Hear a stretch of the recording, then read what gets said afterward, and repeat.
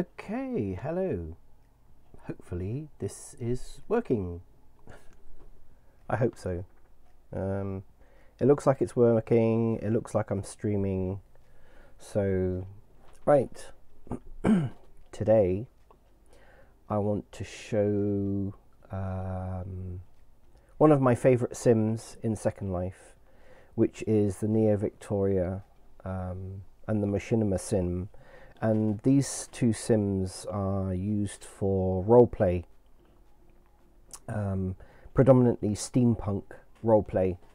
And I've been in these sims for probably 7 years. And I just really enjoy, I just enjoy the sims. I like the builds. I used to live on this sim. This is the one in the distance here is the Machinima sim, and I used to rent a house, a cottage there, and I used to, spend quite a lot of time actually in Neo Victoria. Looks like my keyboard's died. That's not really very good then, is it? My keyboard has died. Okay, hang on.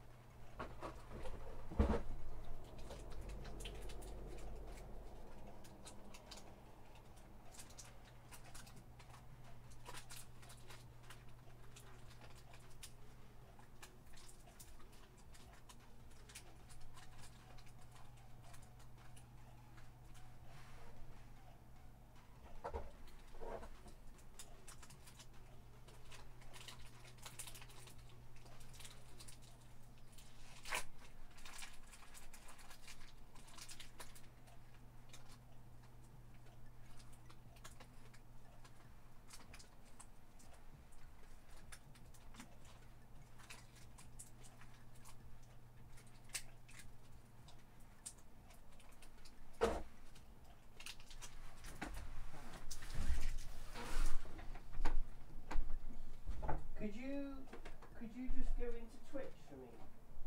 You don't have to, because I just want to have at least one follower tonight. So if you just go to Twitch, you should see that I'm actually, so show more, you should see that I'm online. There we go. So, yeah, okay, that's fine. Okay, that's fine. So all you have to do is, oh yeah, it's on mute anyway. That's fine, that's fine, that's fine. Yeah, so then now you can just watch your video. Okay. I just want to make it look like somebody. The more activity you get, the more it looks nice though, doesn't it?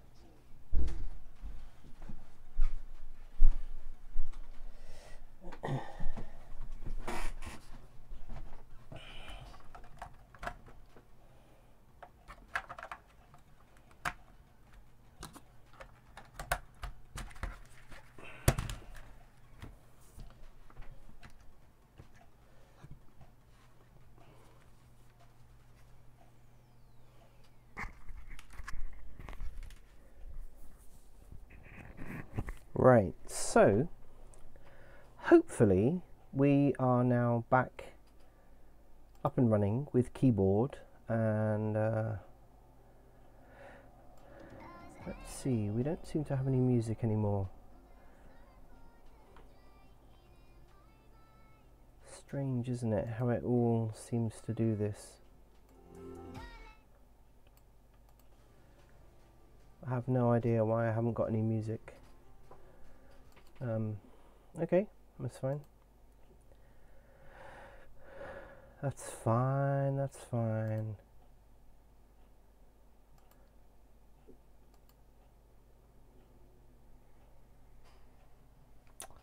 Right, so this is the Machinima Sim, basically.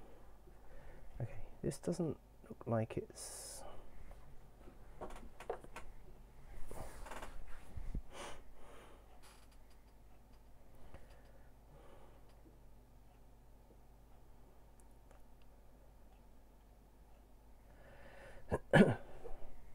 Okay, so this is the Machinima Sim in the distance here, and one of my alts, who is a Japanese samurai, and she doesn't always dress up as a samurai, but she has some very nice Japanese kimonos, and she's an alt of mine. So I use her sort of for testing and role play and whatever else really. But she also, I use her then for testing out builds, etc., etc. So if I just look at this sim, this is the Neo Victoria sim, and that's basically it there, like so. It's, as I say, a steampunk themed sim, and there's quite a lot of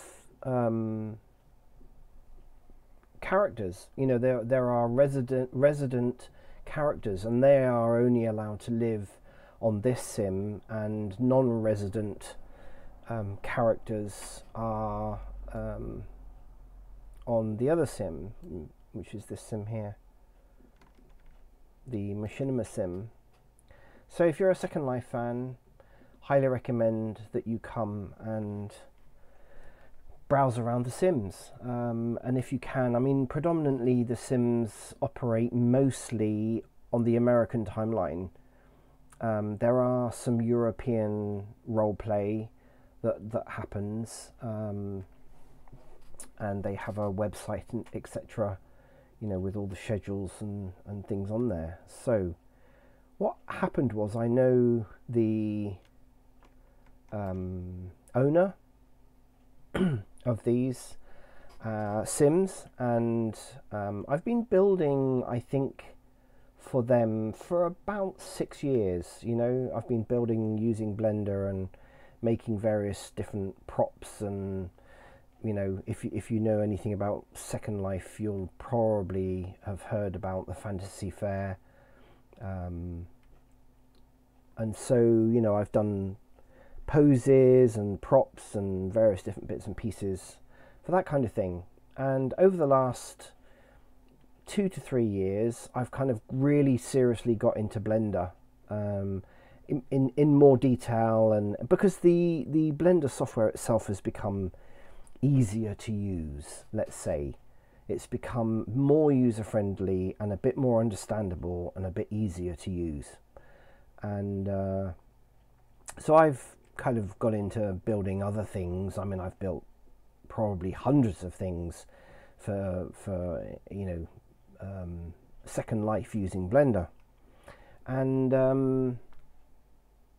so the last couple of years, I've kind of built more and more bigger projects and bigger detail and more intricate detail and more realistic detail, and an understanding about shading and texturing and all of these other things. And obviously at the same time trying to bring the land impact down, which is probably one of the most crucial things really to do in Second Life, if you know anything about Second Life and build, and if you own land or you rent anywhere in Second Life, you want your land impact to be as low as possible on things that you buy or make.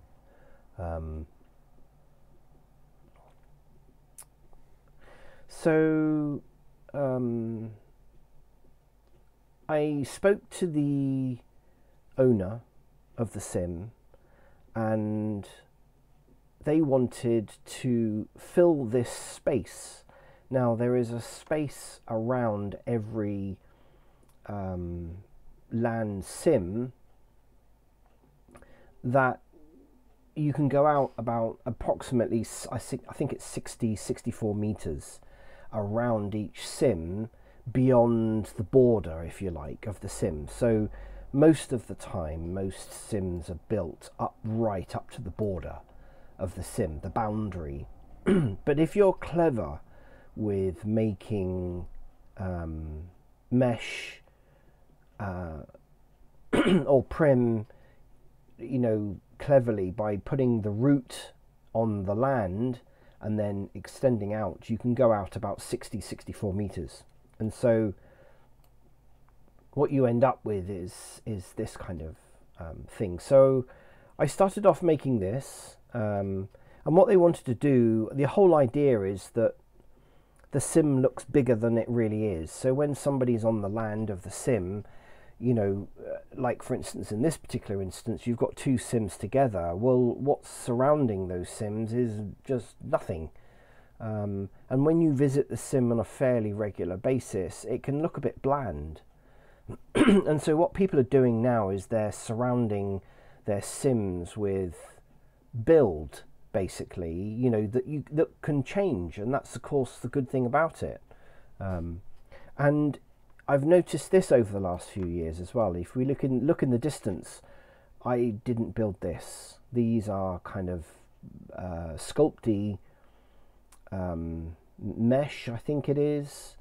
It's very cleverly done, and it goes even beyond the 64 meter limit. It seems to go out, you know, probably 150, 200 meters beyond the sim. And it looks really, really good because, you know, if those mountains weren't there and the trees, it would look pretty, you know, pretty barren, really. It would look, you know, and of course as computer graphics gets better, and, you know, computers get more powerful, you know, you can zoom, you can increase the detail level a lot more now.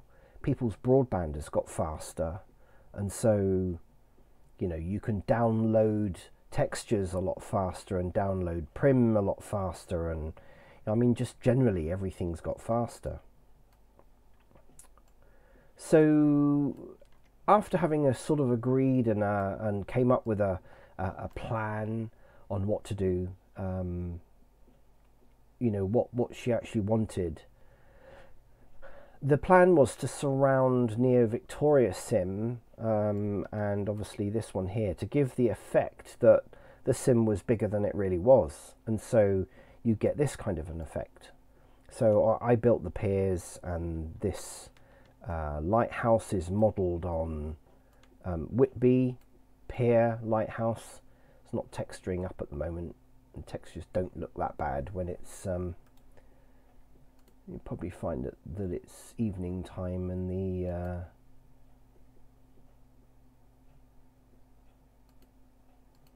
let's do a texture refresh and force it to go. There we go. That looks a bit more. There we go. So I started off with this, made this quite realistic.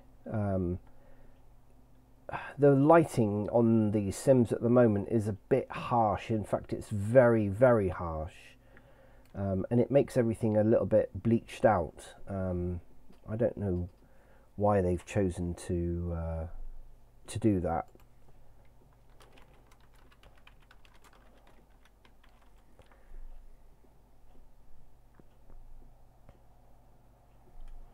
But yeah, so we started off with this, and she was quite happy, you know, quite excited actually about, you know, the prospect of this happening.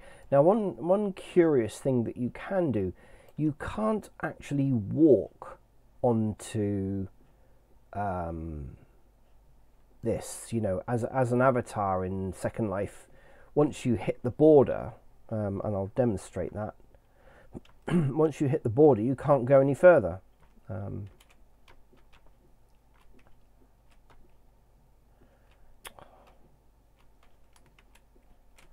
There we go.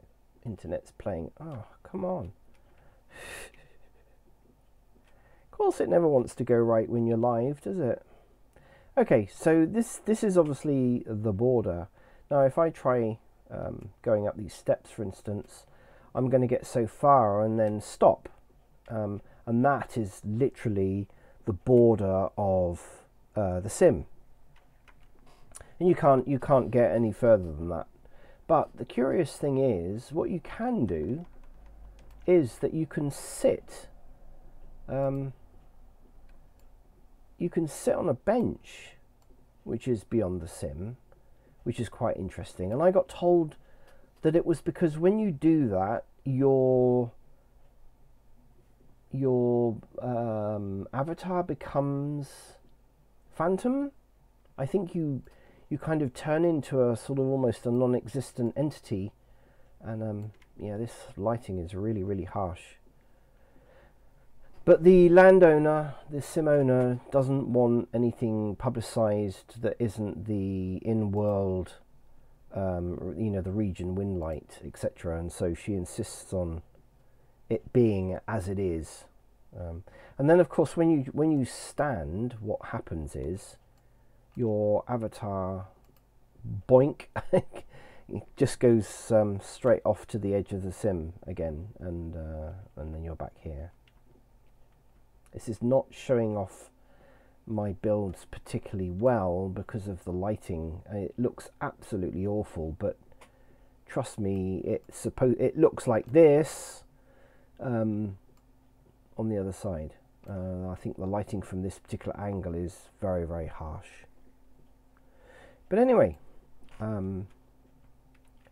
so I built the surrounds, and we'll walk all the way around, and then you can see the effect. Now the effect is, of course, if the buildings in the distance there weren't there and the mountains weren't there, you would literally be walking along the edge of the sim with an expanse of water that would look really, really boring. And of course, if you were in amongst the buildings and you looked past the buildings, there wouldn't be anything else beyond the sim. And it did kind of look a little bit weird. Now that everyone is sort of putting these mountainous surrounds on their sims now to make it look like it's bigger than it really is, it gives it a backdrop, and I think it's really, really good. The cool idea, now I've not seen any other sims that are doing this with like Neo Victoria, like I've built everything on the surrounds, and I think there were 20, because everything has, the limit is 64 meter, a cube. You can have a 64 meter square cube, and that's it, basically. So yeah, I made each block. I called it each block. I think for the restrictions on linking the sims together, there is a limit to how big things can be for the link set, and so I built these. She gave me a brief on what she wanted. She wanted this to be sort of a shanty pier of some sort of like a working pier, and then each block, as we go around, I'll show you that there's kind of almost a theme to each block as we go all the way around, and that fitted in with the role play scenarios and that are going on actually in the sim. And so I built all this to those specs with a little bit of an imagination, obviously, to keep within the steampunk theme. So yeah, I really enjoy, I like doing stuff like this. This is their logo, Neo Victoria logo, and they do drink an awful lot of ale in the role play, and which is quite neat. So the whole idea was to try and keep the land impact level as low as possible, and so these are not detailed buildings by any means. They are almost a representation of what they are, what they visually look like. And so most of these buildings were only 1 or 2 prim or land impact. And that was really the aim. So everything was to be textured as good as possible, but to keep detail level as low as possible and keep land impact as low as possible. But you know, as you walk by here, I mean, you know, it does give it some depth to the surround, and there are obviously, you know, you've got the seats and chairs and things like that dotted around, and you know, you've got cranes, and so it's sort of a working pier, and then you've got shanty buildings. You know, so it's effective. I think it is effective, and it's grown on me. I thought it was a good idea at the time, and then, you know, when you're building and spending hours and hours building, and you sort of think, God, why do I need to do this, you know? But then in the end it comes through, and you think, yeah, okay, it does actually look really quite good. So this particular area here is kind of shanty, run down, very poor, kind of workhouse type effect. Really, this is all this is an effect, and it kind of gives the effect of sort of walking down streets and, you know, rows and rows of houses, and it's not really meant to be looked at in great detail. It's really about an effect, you know. So things like this, you know, based in kind of what I can't remember now what they say.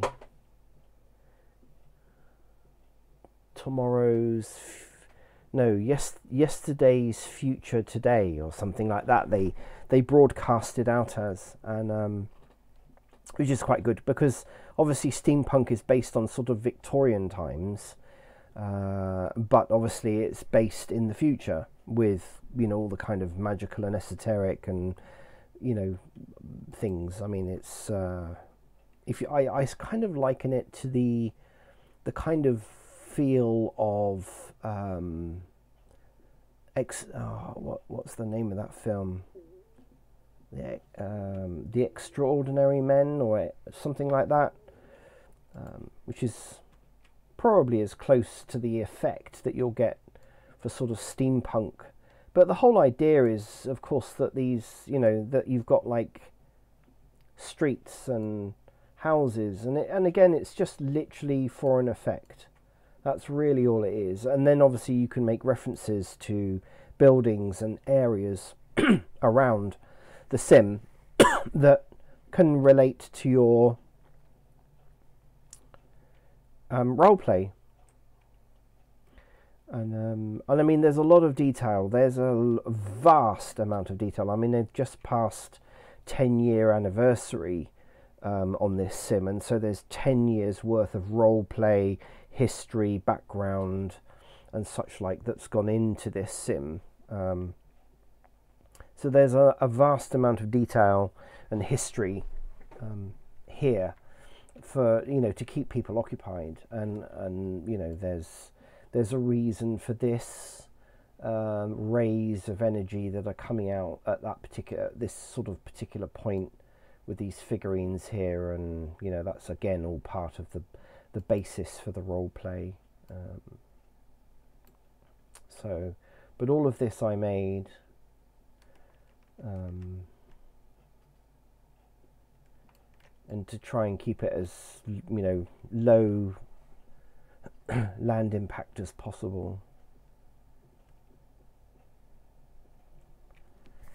Okay, bear with me 1 minute. I just need to pop out.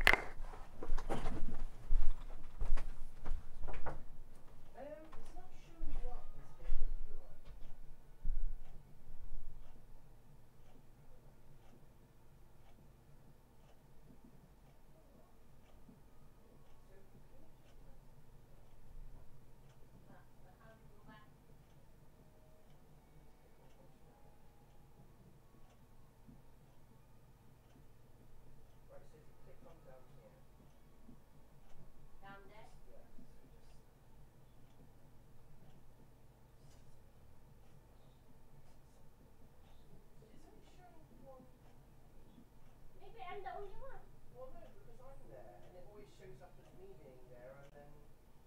Anyone else? It will not count with you because you are the one who's driving. No, it always does.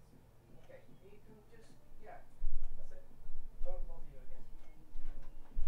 Okay, just ask me.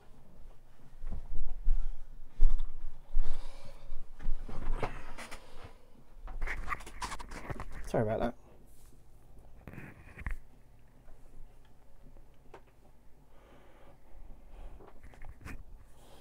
Okay. So, yeah, continuing on, if we walk all the way around. So then as we walk around the sim in this particular direction, the kind of the class, if you like, or the status of the houses gets a little bit better, and you start getting things like street lights, and in the back here these sort of tall buildings were literally there to provide a kind of an end to the streets, if you like, especially if you're looking at it from a distance. I'll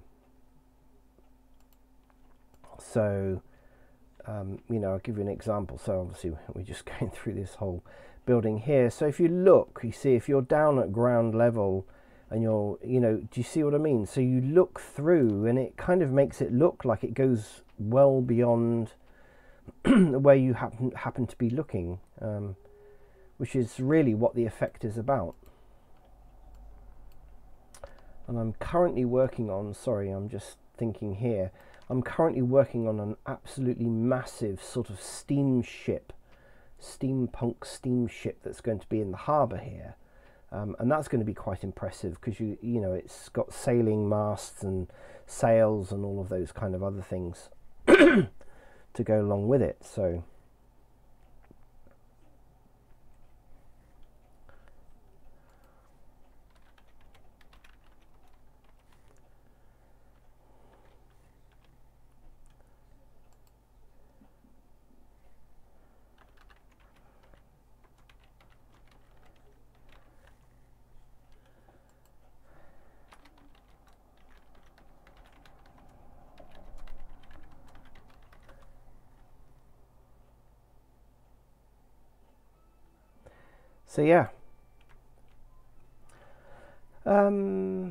so we continue on round, and then various different places you've got these steps for that again tie into the role play, because obviously somebody would come from the land level here and come down, and then and where each of these steps are, there's a reason. There's like a courtyard type thing, and there's various different things all the way along. But you can see I can't walk beyond the edge of the sim. So, and then we're kind of getting into sort of terraced houses, streets and streets of, and I did use the same textures because that helps to kind of, but by varying the blocks around and putting smoke on and such like, I mean, it kind of gives you the effect of, if you're zooming off over here and there's Susie there in the distance, and it actually does look like she's a couple of streets down, which is really the whole idea. So again, we've got sort of terraced houses, we've got bigger houses, we've got kind of factory type industrial sort of buildings and such, like office blocks, where solicitors could be, or barristers, or whatever. And then in the background here we've got sort of shop buildings or buildings with shops on the basement. But again, it's just to really kind of give you, you got the cathedral there in the background. This bit here always gives me a vibe of sort of Gloucester, or that kind of area that's got sort of a big, lots of houses around the church buildings.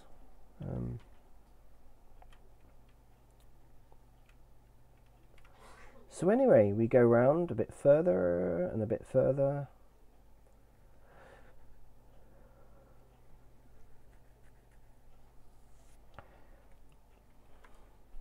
Susie is a bit more easier on the eye than Magus Hellwalker.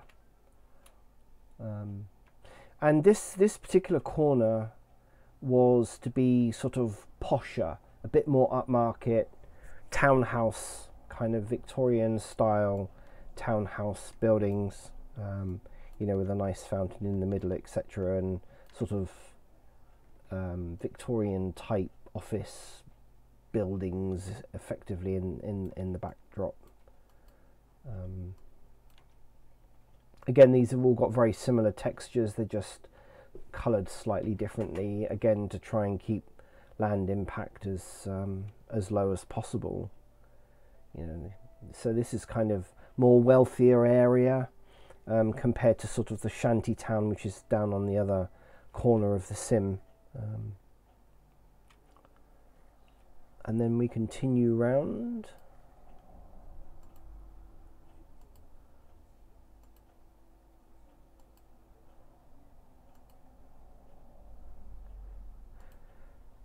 And we continue round.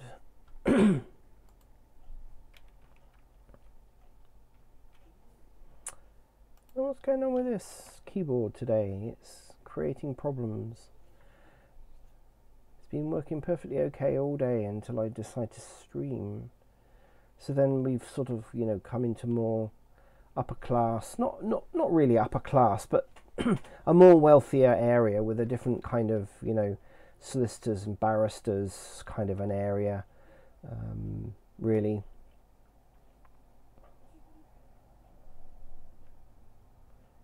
Again, with anyone that knows sort of Second Life and does building in Second Life, the more that you can sort of reuse the same textures, but in maybe a, you know, coloured darker or a little bit lighter or whatever, you stop the downloading of textures all the time, and the refresh rates start going up a little bit because it doesn't have to keep re-downloading textures all the time.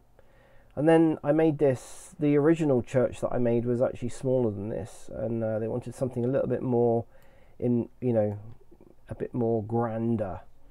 Again, you know, this was sort of very low prim with some pretty basic textures on it, and I was actually quite chuffed with this because, you know, it stands actually almost as high as the castle here in the foreground, which is quite interesting.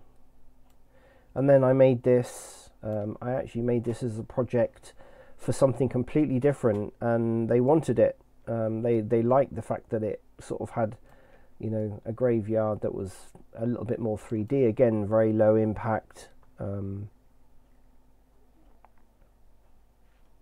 but effective. You know, that's really what it's all about.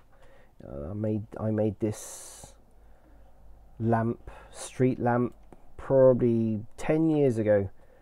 It was actually quite, and I made it in Blender.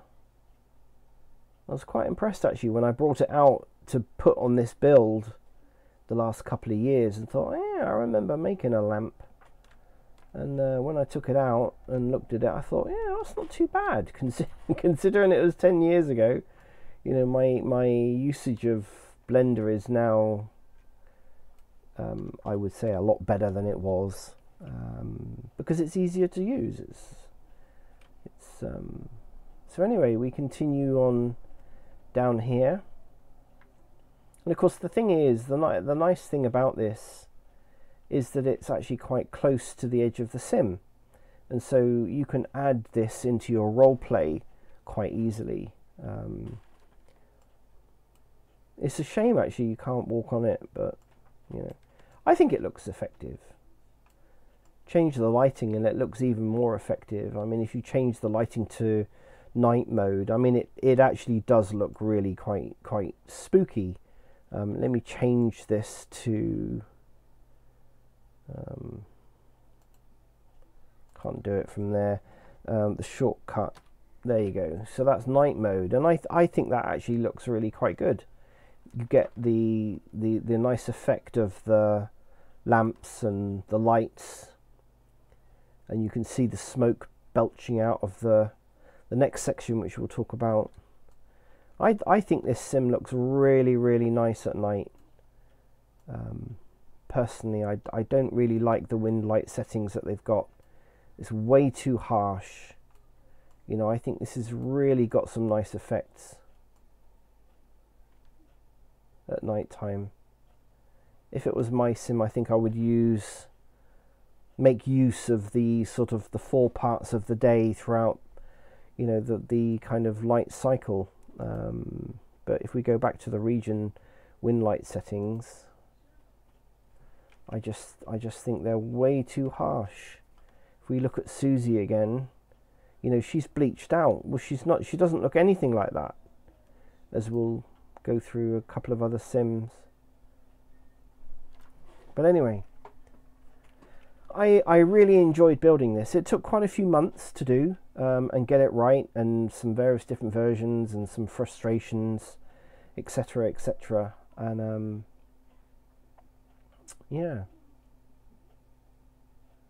So this is another kind of courtyard that's quite effective with this sort of red glow. It's like an industrial area, you know. See, look, you've got huge amounts of smoke and bellowing in these kind of factories and this big grey buildings behind, and you know, these are belching out lots of smoke, and which is what you would expect to kind of see in Victorian times, because obviously coal, fossil fuels and such like were being used quite extensively. And these two buildings here are burning something different, which is a bit spooky, because the smoke is kind of a grey whitish colour. And then you've got this kind of monstrous tree-like figure here with a glowing bit in. I didn't actually make this tree, but it was actually full perm as somebody else's project, and I added this sort of red sphere in there to make it fit in quite nicely with this whole area as kind of a monster of the industrial age kind of thing.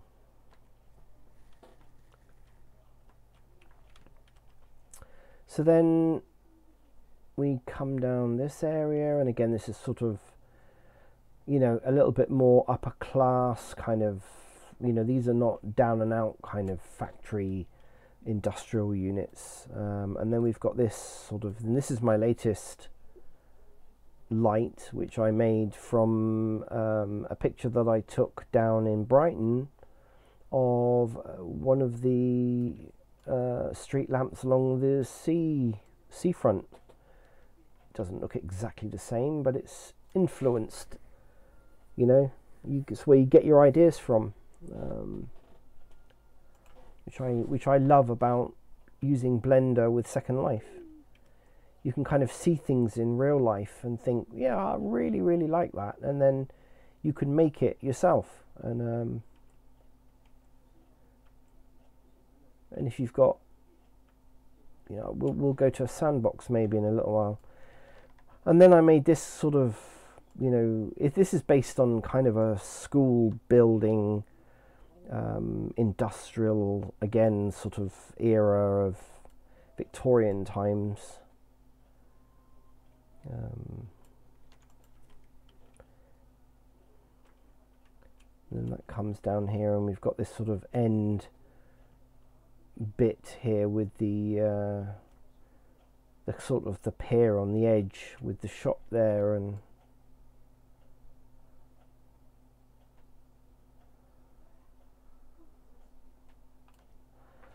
so again, you know, it's just an effect. It's an effect that I think is very effective. You know, it works. It works, and I think it works quite well. I really do hate the light on this sim now. It didn't used to be like this, but I think this is a little bit out of place, this kind of galleon, but may or may not have been around. You know, it's, in my opinion, a very basic build. It's you know, it looks to me like a very early project build in Second Life, but I could be wrong. but that's why I'm building my steamship. So yeah, that's really the kind of builds that I really enjoy doing. I'd love to do more.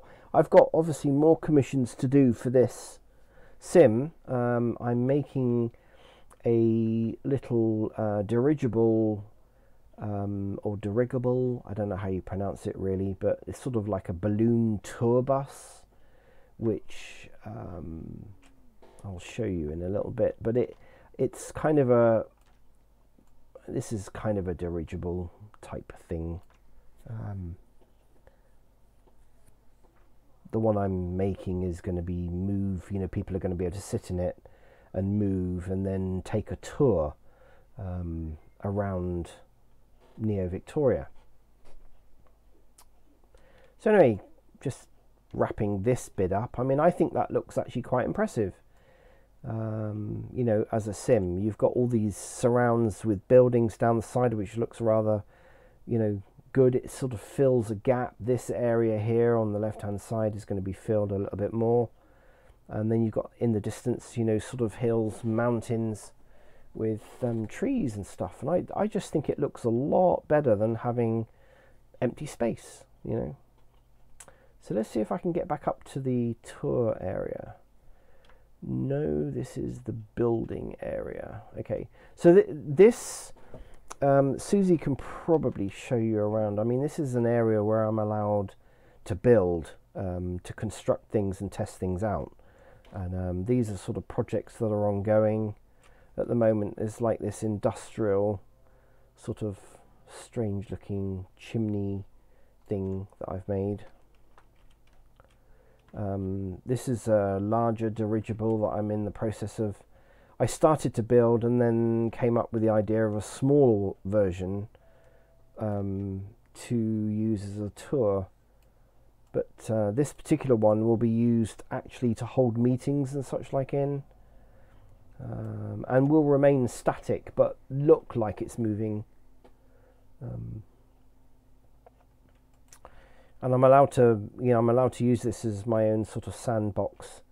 And then we've got, like these buildings like this, which is just a first draft. I'm sorry, I'm going to turn this back to normal daylight because up here it doesn't really matter. But I really just don't like the lighting. See, look at the difference in the lighting. Look at Susie now in what I'm calling proper Second Life lighting. She looks completely different. So yeah, this is a build I'm working on at the moment, sort of as an extension to the little Victorian sort of terraced houses, the posher houses. And then we've got this sort of industrial chimney type thing going on, which is partly mesh and partly prim in World Prim, but I made these sort of industrial type pipes and things. I mean, I just love building. Ever since I've been in Second Life, that's all I've really done is just build. And this is another idea I had in order to sort of expand on the owner wanted sort of shops, and I started off making this in one of these in Blender, brought it in World and thought, that's rather nice, I like that, I'm going to turn it into a functional shop. And this is this is relatively low prim land impact, and I quite like it. I like it with the windows, this kind of, very kind of Victorian feel to it. So I made a sign to go on the outside that should people rent the shop, they can put their own texture on here and put their own sign, or they can put a banner sign across the top there. So it's got a ground floor and it's got a first floor. There is no stairs or anything like that in there because it's not really big enough, but I've made up a little teleporter that can go from one floor to another really quickly. So yeah, I made again, things in Second Life you can make look good from a distance, because most people are not actually doing what I'm doing and zooming in and looking at the finer detail of anything. And this has got a rather nice door opening, and there you got a space. So, and this is all mesh. This is all mesh.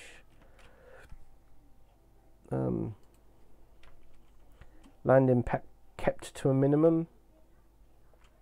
And so each of these, they're just coloured slightly different. But I think they look quite effective. You know, they're just simple block of shops that could be used on a sim somewhere. As you know, and they're physical. You can't walk through them. But anyway, that's another work in progress.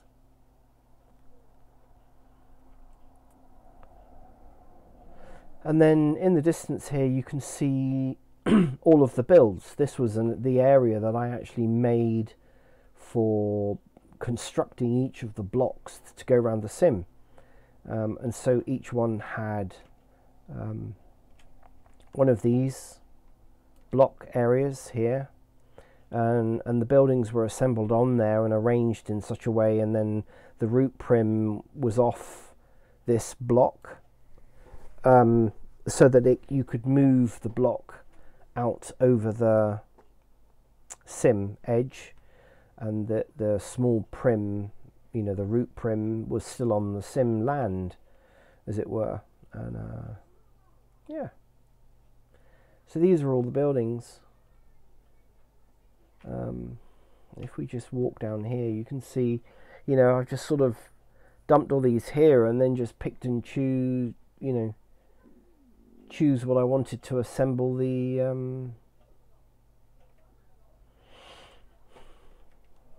this is the small dirigible or dirigible that I've made. This was one of my first drafts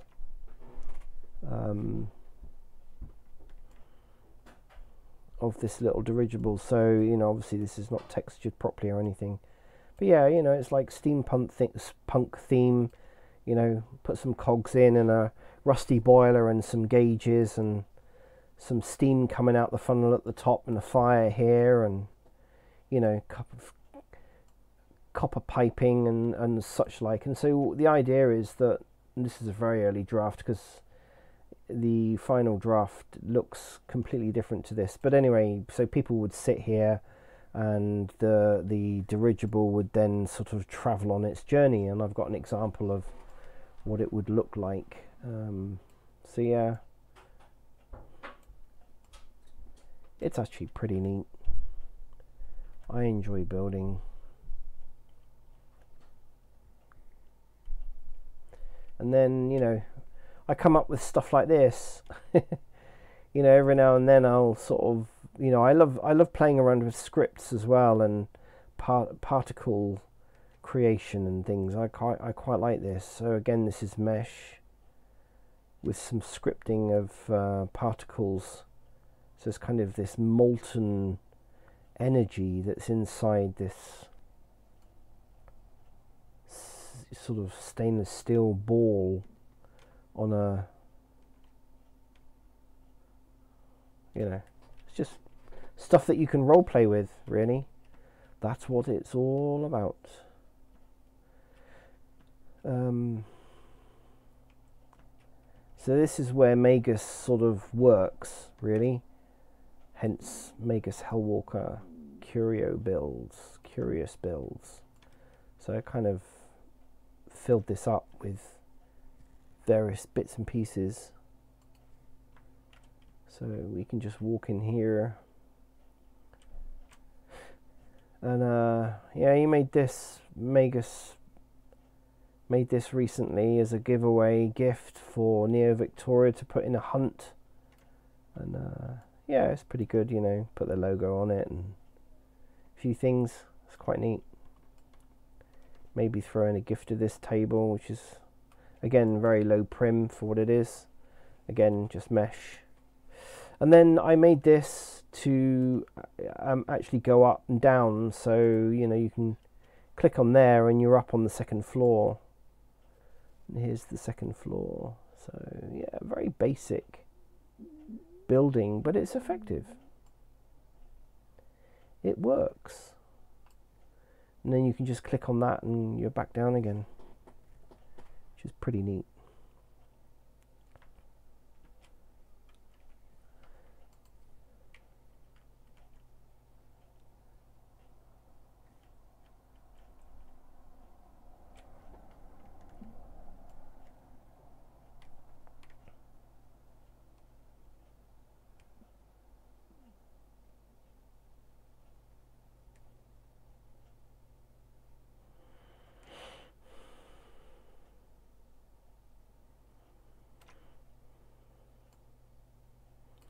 I love it. I just always like building in Second Life. Always have done. I've always enjoyed it. Okay, so I just thought that was, just wanted to show off my builds, really. This is kind of my own little private sandbox area that I can try things out. And yeah, this was an example that somebody did of what you can do, how far out from a sim you can go. And you know, as long as the center of the root prim stayed on land, and then, you know, the linked prims out here can go up that high. That's as high as they can go, because the distance between the center of the root prim and the center of the furthest away prim can only be I think it's a maximum of 64 meters, something like that. But in reality it's less, because if you're making a, you know, like I made each square I think 54 meters, in order to get the maximum impact of these big buildings on a 54 meter block with the root prim on the land. It's the only way you could do it, really. So yeah.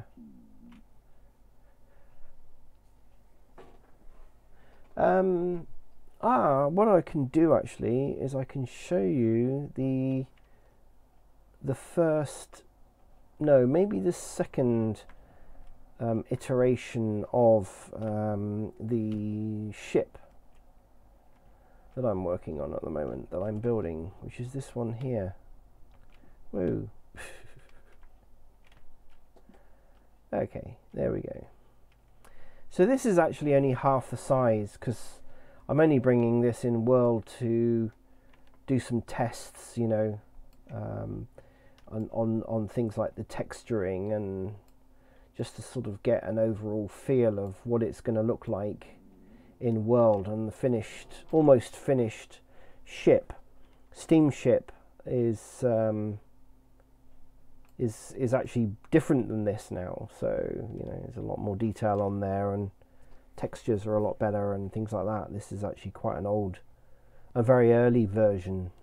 I think I'm now up to version 4 or 5 now. So, but yeah, that's basically what the ship's going to look like, only it'll be pretty much double the size of this, because this isn't a realistic size in comparison. This is actually a relatively small ship size. And it's, at the moment, it was very high prim when I brought it in. It's 600 in land impact, which is not really ideal at all. But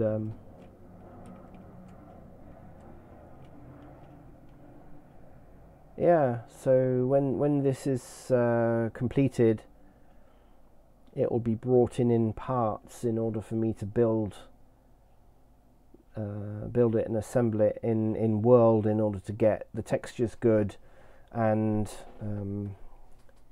the land impact down as far as I can. It's certainly got to be lower than 600 when it's finally done. But I think it looks pretty good, and it will look really neat when it's on the land level with the, you know, near the pier and such like. I like the smoke effect as well. It's really quite neat.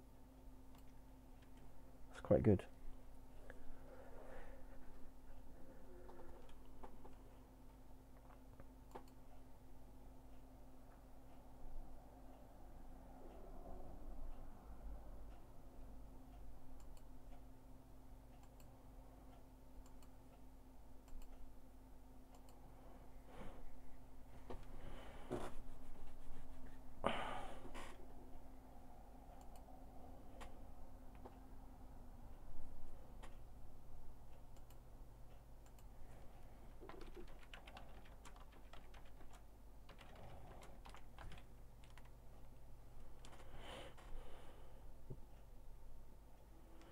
Okay. So what we can do is, I was going to sort of go around to a few of my favourite places, really. A few places that Susie goes that Magus doesn't go. Predominantly Magus is either here or in a sandbox somewhere. I also use Second Life Beta Sim because you don't get charged for uploading and such like, and it's good to actually test it out of world as it were, so that you can make sure that everything works and looks good before you bring it into the proper sim, the live sim. God, I don't know why my stomach is growling like crazy. So a place that I actually quite like going is actually called London City.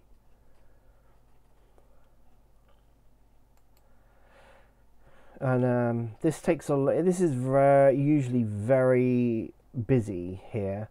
They've got good music. Obviously I can't play the music because it's, you know, legal reasons and all that, I guess. I don't want to get banned or struck off yet when I've only just started, but we'll just wait here for a little while and let it res up.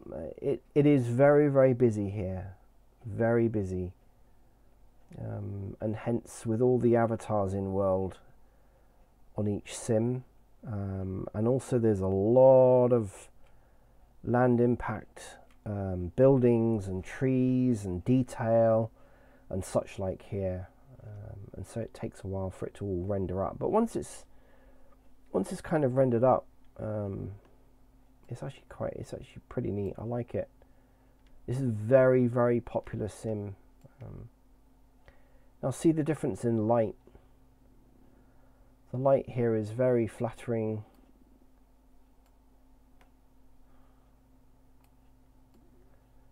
Let's just admire Susie at the moment. Susie Owl. She's got an unbelievable amount of dresses. It's quite amazing how many dresses she has in world. I don't know how many outfits she's actually got. Let's have a look. I know she's got a lot. She's got 142. That's quite impressive.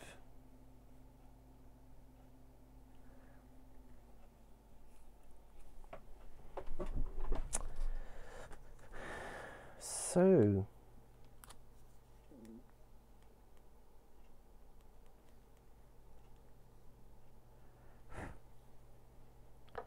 sorry, I'm just checking. I'm trying to run a power pack down.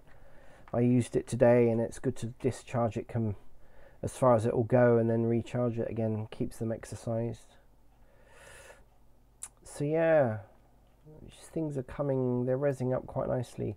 And I like what the builder has done here. I don't know who, I mean, I think they've had quite a few different builders here, but you know, there's inspiration for building everywhere.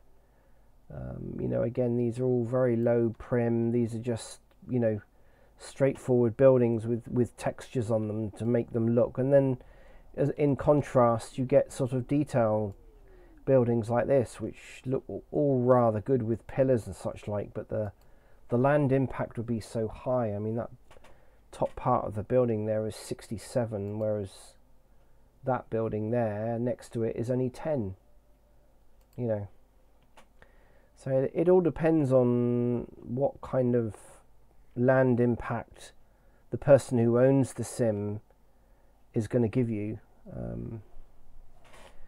Susie inevitably attracts an awful lot of attention from male avatars, and you know, with your roleplay hat on, I quite like playing along with these people sometimes, because she's a Japanese samurai, and if they bother to read her profile, she's not interested in sex or relationships, and yet pretty much every newbie that comes into this Second Life world, they seem to just dive headfirst into sex and relationships. And I might do a stream actually about the psychology of Second Life. It's been quite an eye-opener really as a psychologist, as a qualified and practicing psychologist. It's quite interesting to see that aspect of people in a 3D virtual world. It's quite interesting. You get to know the people that you come across when they start chatting to you, either in private IMs or in the nearby chat. I don't really ever chat to anyone really. Everything I do is all instant message or PMs, IMs, PMs, whatever you want to call it. But yeah, it's rezzing up. It's Saturday night. It's going to be very, very busy in here. You come here during the day, on a weekday, and this all rezzes up really, really quite quickly. So there's other places that I sort of take Susie really. The reason why I go to an awful lot of Sims, not only just to explore and be inspired by other people's builds, but the music. Some of the music that these Sims play is just amazing. It's really, really nice. And this is one example actually. I wish I could play the music here. But this is Da Vinci. And it's a Reiki healing center here. So it's actually really, really nice once it's rezzed up.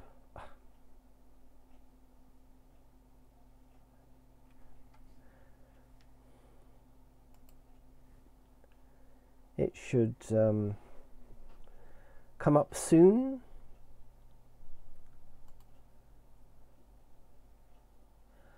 Come on, it's particularly, of course I'm streaming and I'm in world at the same time. It's probably not the best thing to do on a Saturday evening. But it is really, really nice, and you can go up. There's like a temple here, a Reiki temple, and, well, not a Reiki temple, there isn't such a thing, but, it's a nice, serene, sort of Japanese kind of area, and you can teleport up to, a sort of a healing triangle type thing where you can meditate. But what I love, and of course, you come here during the day, there really isn't anyone here. The frame rate is extremely low, 6, and I normally work in Sims that have got 60 to 90 or even higher frame rate. But this is just bandwidth and Saturday night, really, I suppose. But you can teleport up and go and sit in a sort of a triangle, a pyramid, and meditate. And listen to some amazing, beautiful, beautiful music. What else can I talk about? So one of my most popular places, if you're into creativity in any means, I find it very therapeutic and very satisfying in Second Life. And obviously most common places that I go is going to be sandboxes. So they call them sandboxes, where you can go and you can learn and you can teach and you can build and you can test things out. And people like to sell their things in world, so that you can buy them. This is particularly slow. This is particularly slow today.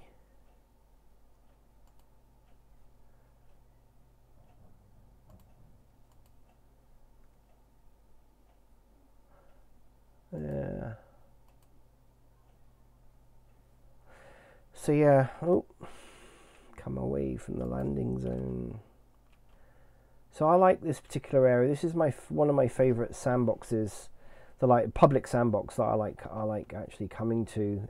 It's called Builder's Resource or Builders Brewery Sandbox, and I think there's 2 sims again, 2 maybe even 3 sims together in this particular area, and they do an awful lot of teaching, and I actually attend classes. I have done all the time actually in Second Life, because the classes for building and scripting and programming and whatever else you want to learn basically in world, I mean, there are an awful lot of little universities around, and I would, if you're interested in building, I would definitely recommend that you come to the Builders Brewery Sandbox, because the teachers here are just like, I mean, they are real people who teach.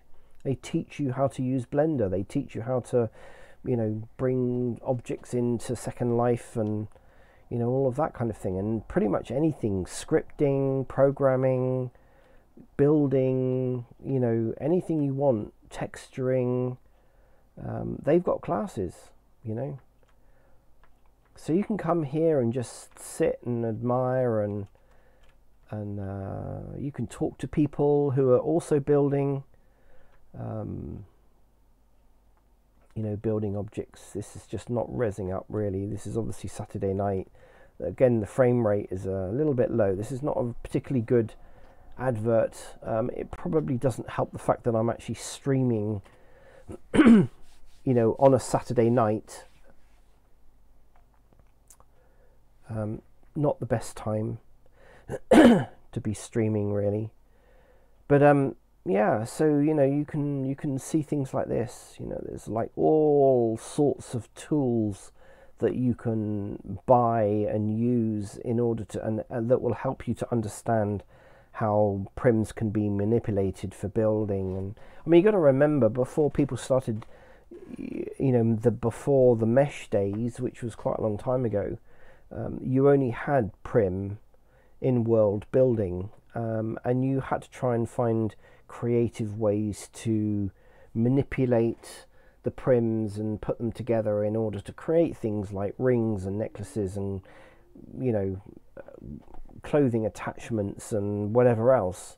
And then of course they decided to allow people to bring mesh in, and that completely revolutionized people's building ability. And of course now we can create things off world and bring it in world, which is a big plus. There's things like this, you see, shortcuts, and I mean, people are just so dedicated to helping others to get the best out of Second Life. And I have actually, over the years, I've seen an awful lot of people, trying to downgrade or what do they call it? Sort of almost disrespect Second Life, really. I mean, it's been around for, is it 20 years? Something like that. I can't remember now how long it's been around for. I've been around in Second Life in here coming up for 14 years. And I've pretty much spent most of my time building, exploring, learning, attending universities to learn. I mean, there's just so much information here, and the amount of time and effort people put into building and creating inside Second Life is just mind-blowing. And I don't know of any other game that you can do that. It's almost a free-form virtual world that you can use in any way you can imagine. You can buy land, you can buy houses, you can rent houses, you can rent land, you can build, you can listen to music, you can interact with people. It's quite amazing actually what you can do in here. And there is a large element of beauty to what people create. I mean, look at these trees. I know they're only prim, and they're not real and all the rest of it, but look at the detail that people put in to create a very realistic looking tree with shadows, and it's quite amazing. You got things like this, you know. Very creative. You've got an Animesh now as well, so you know things like this squirrel here can be made to look actually quite realistic from a distance, which is pretty cool. And you can watch other people building. You know, that's the other thing I love about these sort of sandbox areas is you know, you can go up and ask people, you know, what they're doing. You know, what is it they're building. You can actually sort of. I've seen this person quite a lot up here actually. She's here quite often.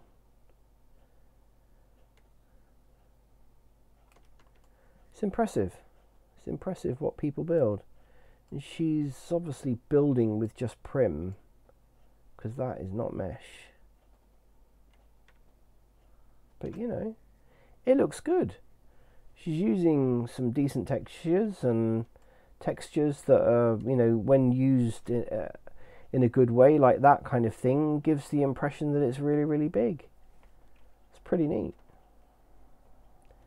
Pretty neat. And then you've got somebody here who's... Oh yeah, I know these people. Again, these people are here quite often. There's usually this group of people here. They build all sorts of stuff. They don't know how to do mesh because I've spoken to them before. And then you've got, you know, obviously people who make houses, rental houses, believe it or not, for sky boxes and things like that. It's really good.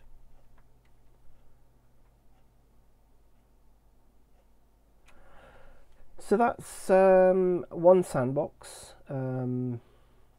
Another sandbox that the frame rate's gone up a bit, so there's obviously things are easing off a little bit.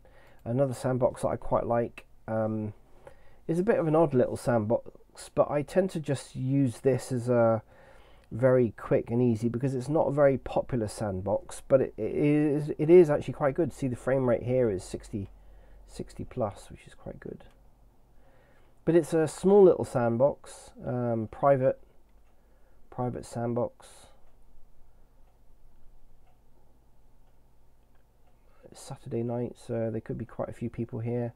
But generally speaking, I tend to go up the top section of this and res a changing room, because I just use this as sort of a changing clothing kind of, you know, related area.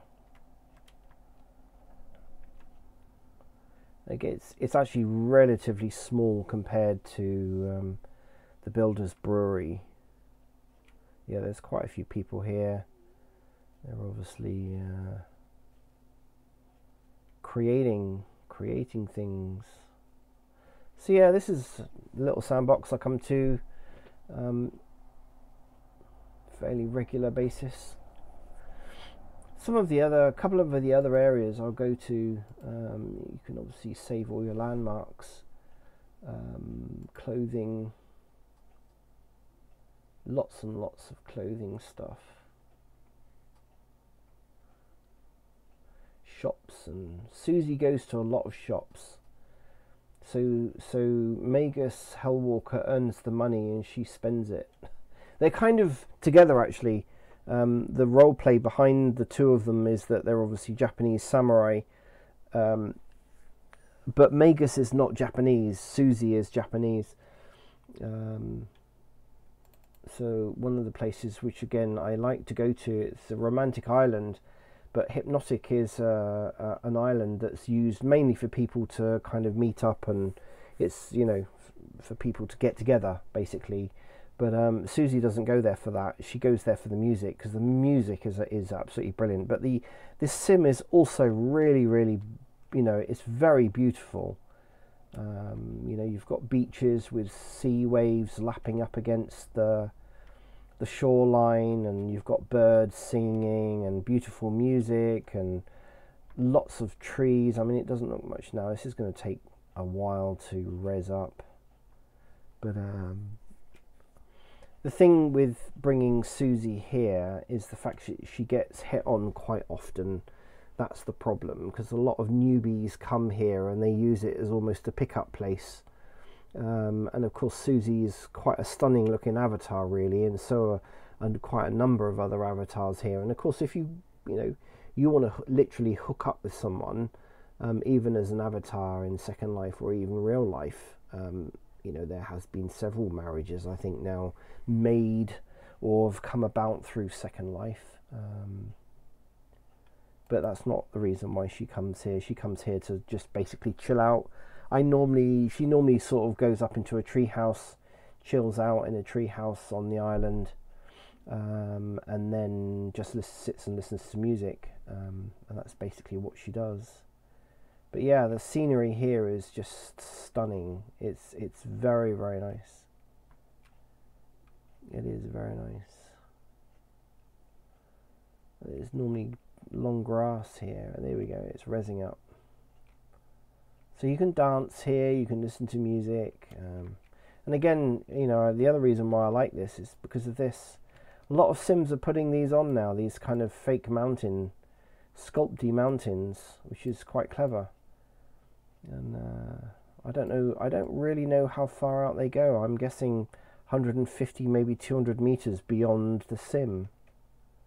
And there's obviously some jiggery pokery going on to try and get it rezzed up in world, because the root prim has to be somewhere in, on the land. So yeah, if you look around, it's a very beautiful sim. This is one of the places Susie likes to sit, but you do get an awful lot of attention. And it's actually quite frightening how many people take this so seriously in here as well. I mean, the chat up lines are as bad as in real life, I think. Just makes you laugh. But you go along with it because it's role play, and if people bother to read my profile, they will see that it's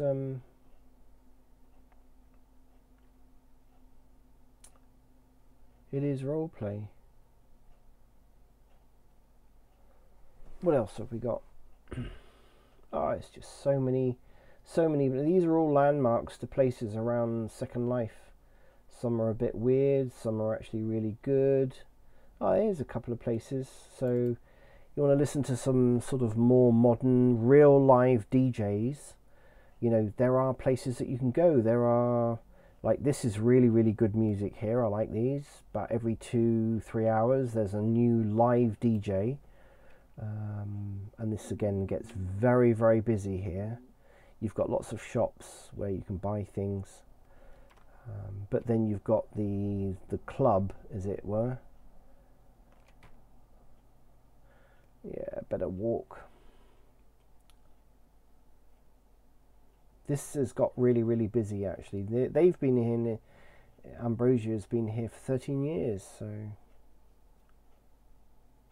it's nice to see that people are continuing to build and encourage, people to come into Second Life and such like. It's really good to see that. So the DJ's on the stage. They very often got a couple of dancers, one each side, and then you can dance. You can dance on your own, dance with a partner, whatever. It's a nightclub. Do what you like here. It's quite good. Again, people like coming here to chat. Some people like to come, I guess, to let their avatar dance while they listen to the music in the background. That's what I do. The music here is brilliant, and you can chat with people. It's actually really quite good. I'm always surprised that there's not more people using Second Life. I mean, it's free. It's a free game, 3 virtual world game stroke entertainment stroke creation stroke artist. I'm always really surprised. And then you can go to somewhere like this is a a nightclub, then you can go to somewhere like this, which is sort of more upmarket. Ballroom dancing, and here you'll hear kind of ballroom music, and it will all look rather elegant. And again, this, it's Saturday night, it's very popular. But again, the amount of effort that people put into making things like, this grand entrances, and you get greeted at the door, and there are dress codes, and etiquette that you have to have in certain places, and again, you can meet people, you can chat, you can talk, you can literally listen to the music, or again, like some of these, I don't know quite what people's monitors are like, but some of these places, it may look better under the local regional wind light. Yeah, it does a little bit. So yeah, it's a bit more upmarket kind of buildings, and look, all sorts of things here.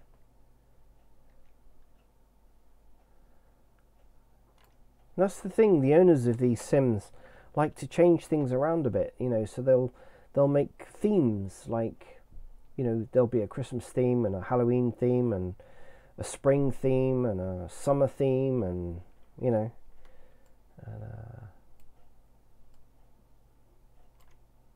it's pretty neat. Okay, another place, there's a Titanic, which is rather good. This is Gothic Club.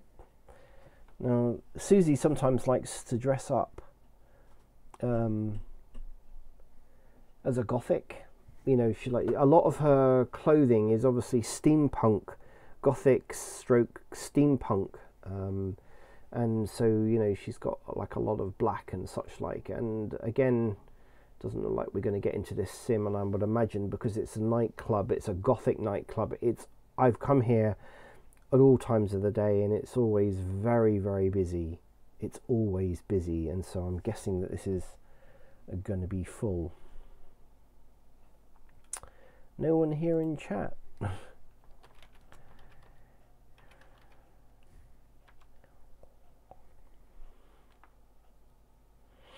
I'm only just starting out streaming, so I'm not expecting people, but nah.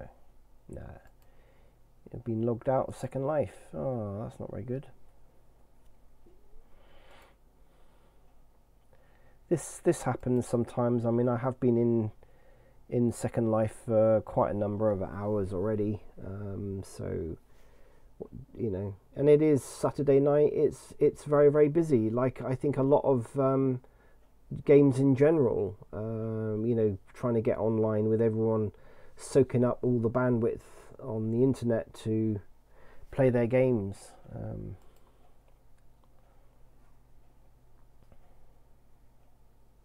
Streaming TV, streaming music, doing all the things that people like to do, especially at this time in 2020 with everything that's going on. I think a lot more people are spending a lot more time on the internet, for entertainment, etc., and communication.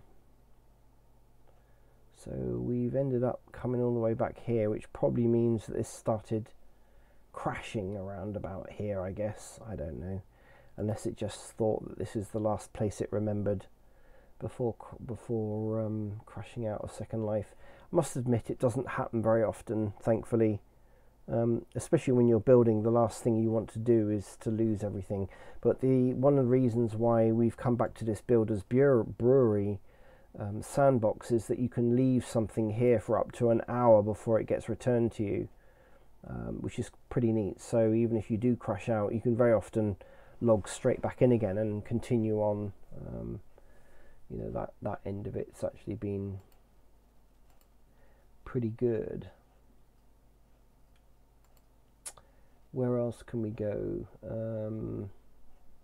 Yeah, if you're a furry, there's just whatever genre of lifestyle you have, there is a sim in Second Life for it.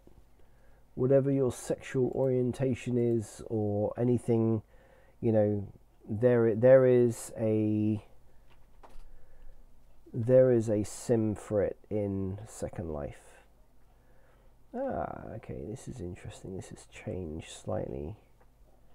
They've added a forest. It's been a while since I've been here. This is another good thing, actually, with Second Life, is that you can not go into a sim for quite, you know, you might not go in there. You might only go there once a year or something, and then you come in and realise that everything's changed.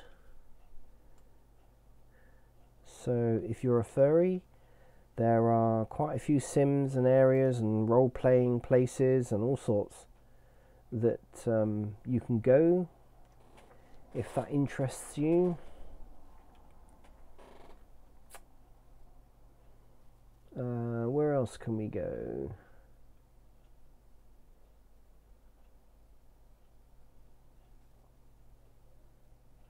Here's another place that you can go. There's loads of places to learn.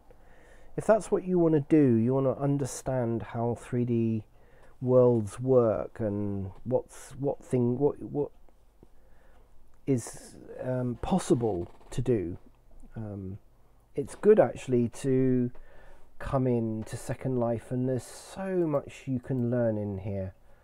This is the Particle Learning Center, so Particle Laboratory it's called, which is pretty neat. So you can learn about how to get all these kind of nice effects and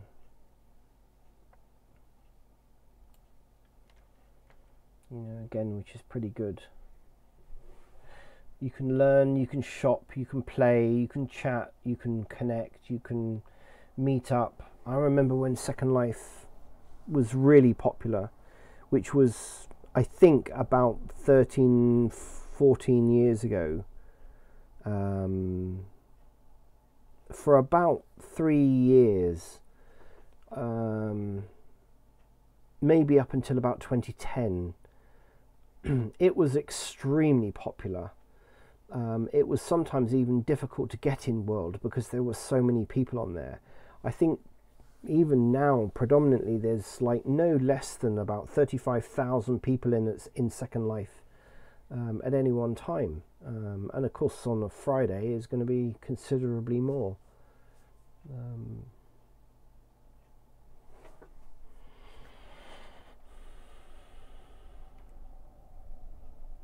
But there's just so much you can do here. There really is. It is actually quite amazing. See, I quite like lighthouses. I've built another lighthouse actually, but people seem to like lighthouses here in Second Life. Got lighthouses for all sorts. Some are very simply made, some are made out of prim, some are made out of mesh. It's really quite good.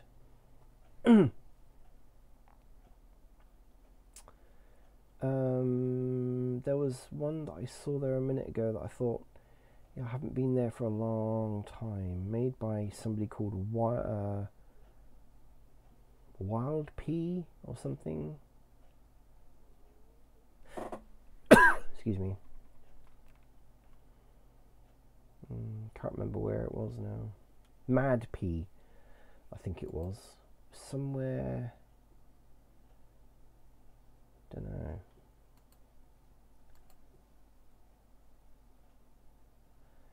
Lots and lots of clothing. Huge amounts of clothing. If we go to Wild Orchid, which is one of the more upmarket, sort of Second Life upmarket clothing stores of some sort, where you can get like really well made quality mesh and prim, flexi prim and such like clothing, shoes, jewelry, whatever you want really. And this is a massive store. It's absolutely massive. And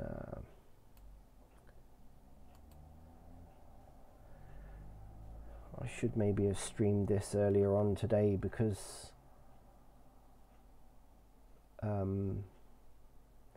Saturday night is probably not the best night really to be demonstrating Second Life. But anyway, it's all good fun. I'm sure every game is struggling on a Saturday night, especially as most games now are all online. So, you know, you can buy hair, dresses, shoes, jewellery, everything a female avatar could ever want, really.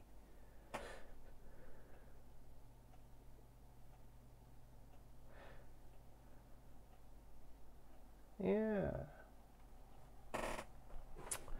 Hair, emotions, you know, there are certain places that just literally, whoever the creators are, you know, they will just specialize in certain things, and so you'll get just shoe stores, or you'll get just hair, or you'll get, you know, just nightgowns, you know, ball gowns rather, you know, underwear. There's certain places like, you know, a bit like Victoria's Secret. In real life, in Second Life, you've got very similar shops that just specialize in, you know, lingerie or, you know, whatever. And you know, and this is all very, I mean, you know, a place like this is actually really quite upmarket. You know, it's the real sexy, attention to detail kind of thing that you'd get in possibly a lingerie or an upmarket women's clothing store. You know, the attention to detail is just outstanding. You know, it's quite amazing. You can get makeup stores, you know, they just deal with makeup. That's all they do. They just do makeup. Obviously, you get specialist stores like Gothic, or you know, fantasy clothing and fantasy outfits, and then you can get different types of meshes, you know, mesh bodies. This is the Free Ruth 2, it's called, body, which you can change around and alter and do what you like. Much better than the original Second Life body, which they called with the duck feet avatar, which was awful. You know, this is just pretty basic mesh. Some of the detailed mesh bodies that you can get now are just unbelievable. But you know, this is lingerie. Look, it's just, again, level of detail is just amazing. Any color you want. Yeah.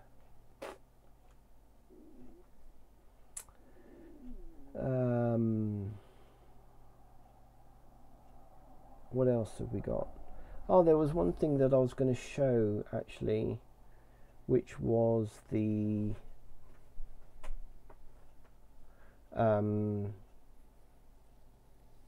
tour guide. I might do another video about that actually, rather than go all the way back. But yeah, this is, you know, this is pretty much it. It's a shame I can't play the music. The music that's streamed through most of these sims is just amazing. It's really nice. It's really nice. But you know, you come out and look at this. Yeah, it looks so real, really.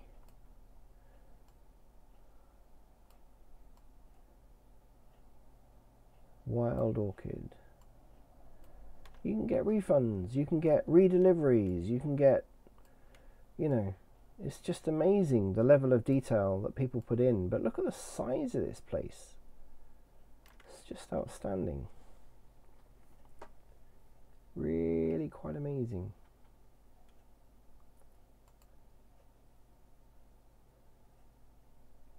So some of the steampunk places,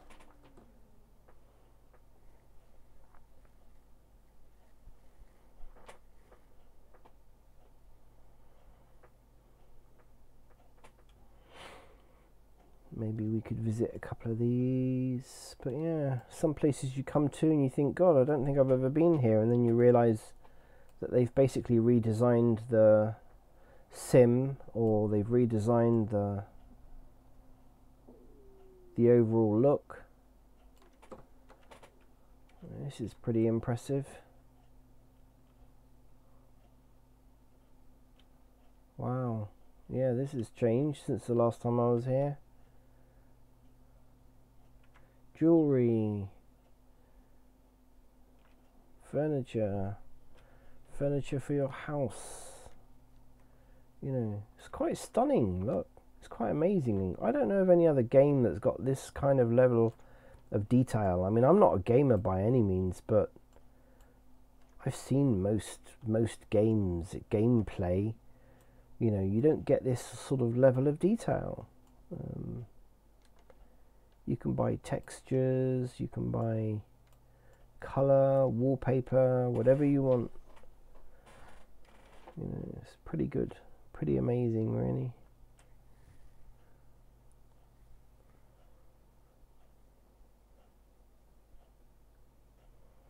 Where else can we go that I can remember?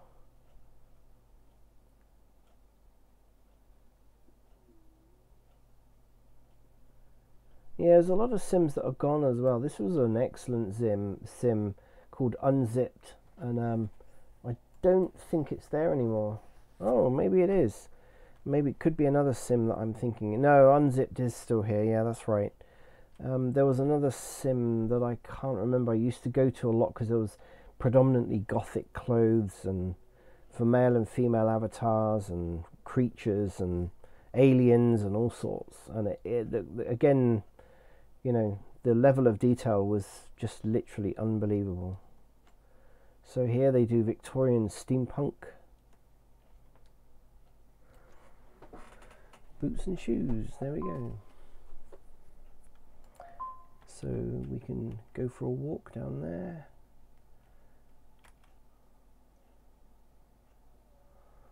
Petites is another thing. I have a petite avatar as well. Another alt, and in memory of my mum who passed away, and I named the avatar after my mum.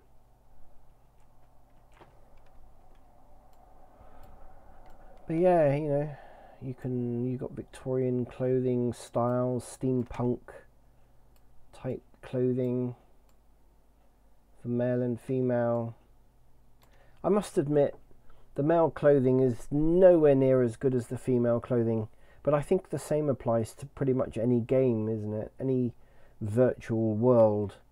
The female avatars always have the best clothes, the best shoes, the best body, the best everything. You know, you can really go down to some nice detail. Boots, clothing. You know, it's kind of all every which way of style that you can imagine, and if you can't find it, then you can make it yourself. You know, it's amazing, really, what you can do in Second Life. It really is. Boots, shoes, high heels, low heels.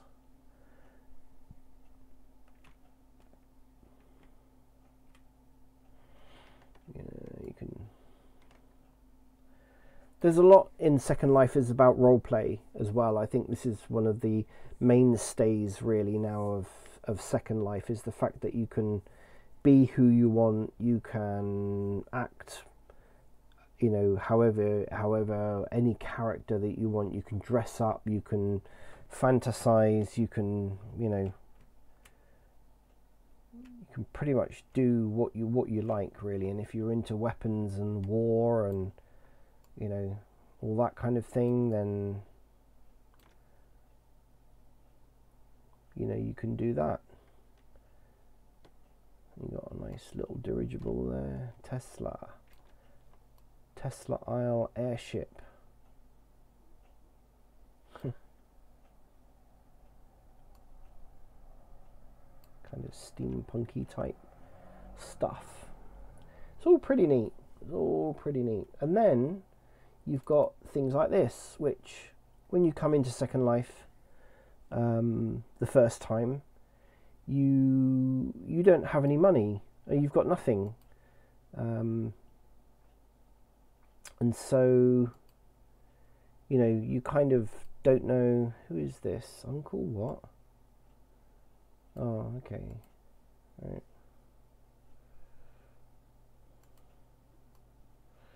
You've got these bots that come in and wherever you are, they sort of hand you out note cards and whatnot. So okay, let's allow the music.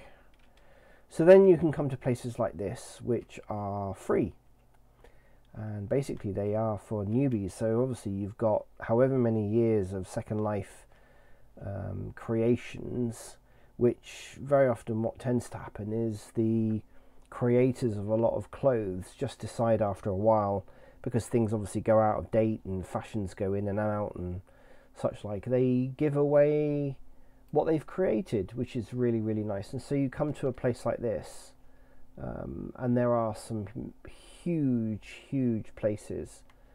This is the Freebies warehouse. There's another warehouse I go to that's got 10 floors or something, and it's like the whole sim, and it's about 10 floors high, and there is just literally hundreds of thousands of items in there for free, or for 1 linden that you can go and buy and purchase and try on. And yeah, okay, it looks a little bit funny sometimes, and it looks a bit old and a bit out of date, but I mean, if you've got no money and you want to start getting into your character or whatever, there is, but then some of this stuff is actually really not bad for free. Again, it's probably quite a popular area, so the frame rate is extremely low.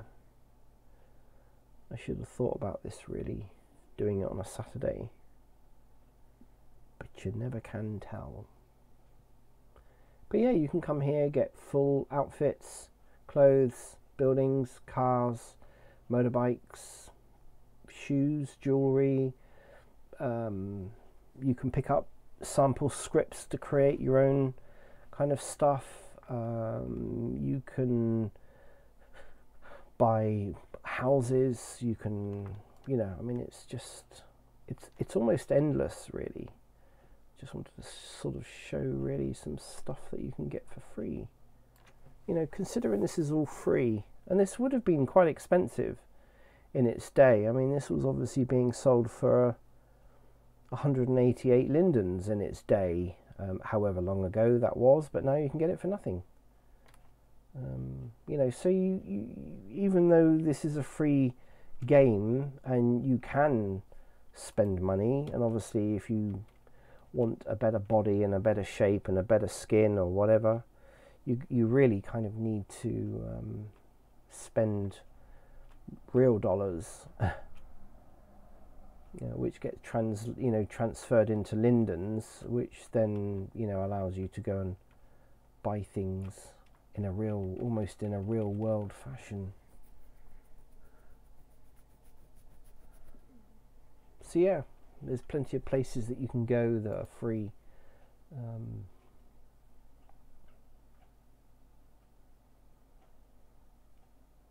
Where else can we go? Fantasy clothing. I wish I could get a couple of extra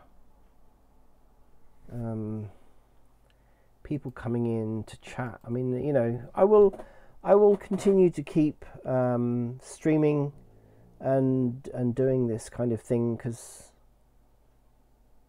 I enjoy it. I will. Some days I like building. Today I just didn't really feel like building anything. Tomorrow I might build something in Blender. I've got to finish off making a Robotronic captain for my little tour dirigible. So I might stream that tomorrow. And yeah, I think Second Life is becoming almost unusable, because the frame rate is not really high, and I'm guessing that's because there's so many people in world. Like a lot of things, there's almost an optimum situation, and then you have the not so optimum. And I think it's Saturday night and everyone's in world enjoying themselves, and obviously the bandwidth is just not there. Black Arts Gothic clothing.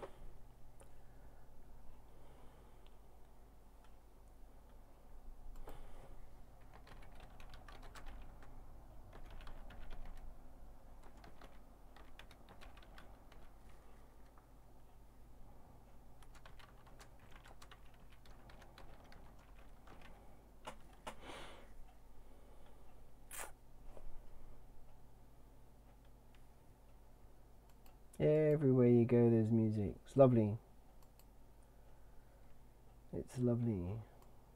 So here we go, another shop, another store.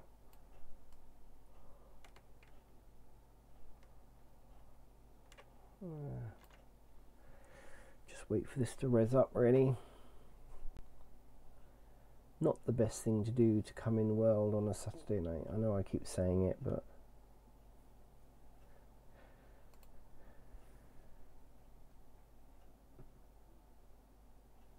so you've got places like Shoe World.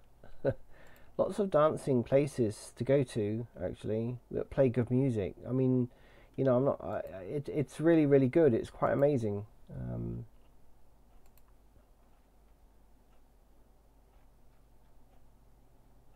Pet store.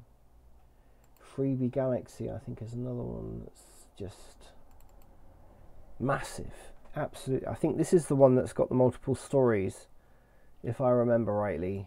Yeah, it is. Okay, so this one, I don't think I've ever come to the end of this freebie store. You can go up these stairs and you can keep going and keep going and keep going and keep going, and look at it, it's just absolutely massive, and it just goes on and on and on and on, and each floor is just huge. It's just, I'm pretty sure that it's the whole sim. And you can just go and walk around, you know, up. Hang on, come on, you can do it. There we go. You can look up there and you can see how many floors. There's a lot. There's more than 10, certainly more than 10. Looks to me like there could be 20 floors now, and most of this is free, you know. And you can earn money anyway. You can earn money. I did that for the first few years until I started making things for people, and they would then give me lindens for making things. But there's lots of different ways that you can make money in Second Life. You can be a host, you can be a DJ, you can, you know, obviously there's all the usual sort of options that you can use to earn money, just like you can in real life. But yeah, you've got all sorts of stuff here. I mean, you could. It's just massive. It's just absolutely massive. You've got poses. You've got, you know, skins. You've got clothes. You've got. See, this is gestures. You know, different types of gestures. You've got scripts, boxes of scripts to make your own. You've got furniture, you've got, you know, it's just absolutely unbelievable what you can do in this place. There is just so much. It would take you years to get around it all, you know. But it's good for newbies, you know. You come in, you haven't got any money, you want, you know, to sort of start wearing slightly different clothes from the newbie clothes, and you want to get a different shape and a different hair and different kind of look, and, you know, you can kind of tell that some of these people, so this is what I'm saying about the duck feet. This is the duck feet of the generic Second Life avatar, which is just absolutely awful by today's standards, really. But, you know, I mean, hey, And there's a male avatar, duck feet avatar, with the most atrocious clothing on, but you know, hey, you don't look quite a newbie until you get a mesh body. You get a mesh body and you wear mesh clothes and you get nice hair and nice makeup, and you start looking a little bit more unlike a newbie. So yeah, you can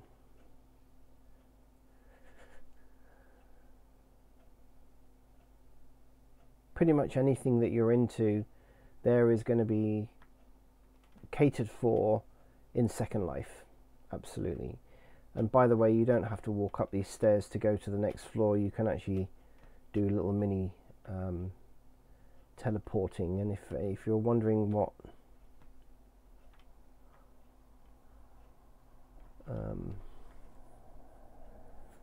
this is just one way of getting up. So that is all the way up to this particular floor. You know, you can teleport. You can just click on the here and boom, you're up to the next floor in a second. But I just wanted to show you how big this place is. So then you can go around each floor and, you know, whatever takes your fancy, basically. You can dress up in a gothic. You can get skins. You can get shapes. You can get bodies. You can get hair. You know. Somebody's chatting with me. Who is this? Wow, you are very beautiful and very, very sexy. Thank you. Susie always gets a lot of attention. She always gets attention. Oh God, here we go again. So yeah, there's a lot here. And it is absolutely massive. What is the person saying now? I like you are the best girl here. I like your pretty realistic. Okay, thank you again. You are very kind.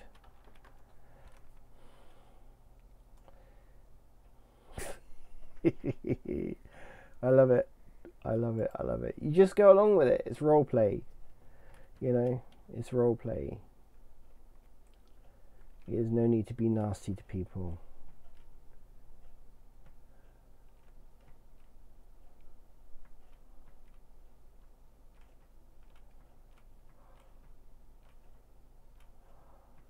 You've got to remember as well, because it's so busy here, I've got the resolution of my screen down low because I'm streaming, so things don't really look their best a lot of the time. Here we go, look, you can buy houses. So maybe some of the people that we saw in the sandboxes, this looks very, very similar to some of the houses that you see people building in Second Life.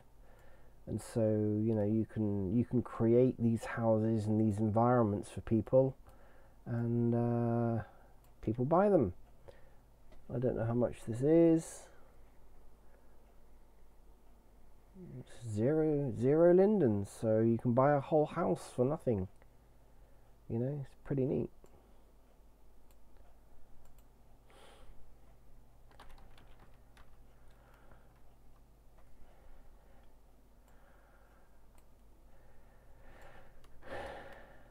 But there you go, there you go.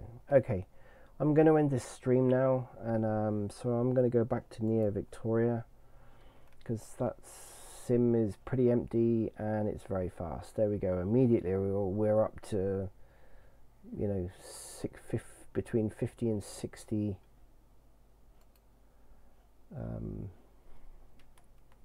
frames a second. You can see the difference in speed. Okay, normally what I do is I bring Susie and Hellwalker here.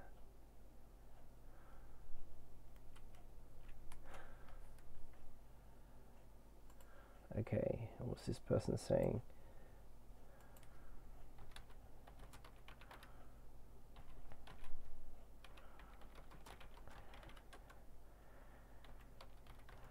You can be polite to people. You do get some assholes.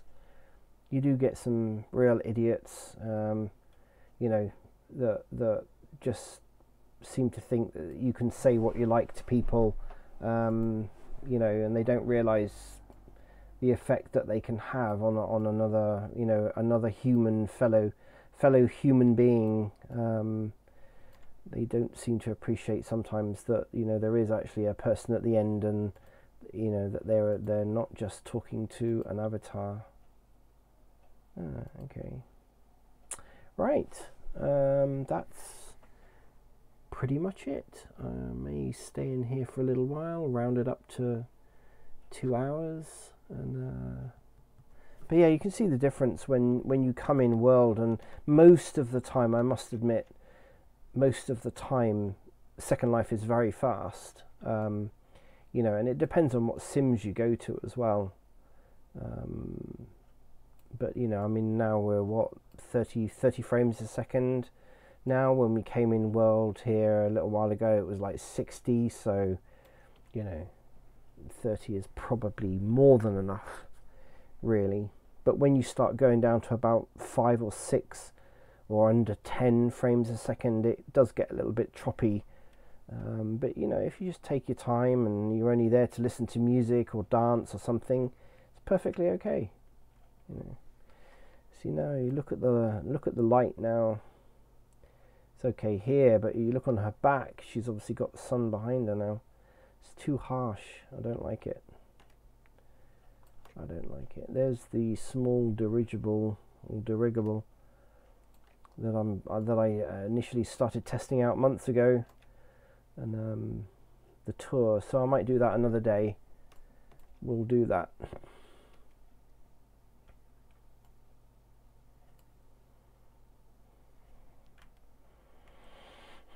Actually, what I'll do is I'll maybe walk her over here.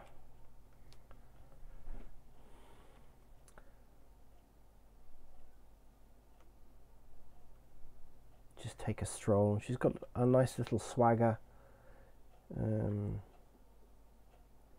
She swings her hips around. She's quite a sassy little avatar, really, but she's not nasty. She isn't horrible to people. Very often it's, you know, when you start getting somebody being abusive and whatever, and I know it's only a 3D world and such like, but even so, there's no need to be nasty. And sometimes people just forget that there is a human at the other end of the avatar. You know, and it's not very pleasant. Sometimes with what people say is just not very pleasant. So anyway, I shall leave Susie here. May come back in world tomorrow and show how this little tour thing's going to work. And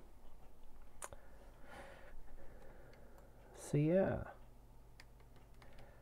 thank you very much for watching and joining me on this, listening to me waffle. And